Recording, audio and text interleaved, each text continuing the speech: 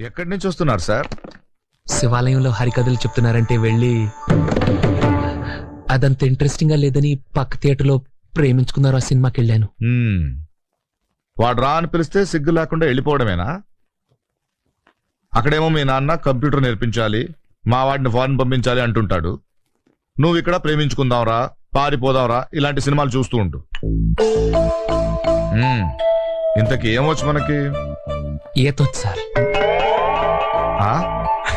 ఈత sir, swimming. అది కాక మ్యూజిక్ అంటే ఇంట్రెస్ట్ సార్. మ్యూజిక్? హార్మోనియం, మృదంగం వాయిస్తానండి.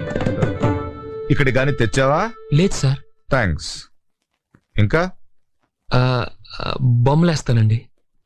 ఎక్కడ? రోడ్ల మీద, బోర్డుల మీద? పేపర్ మీదండి.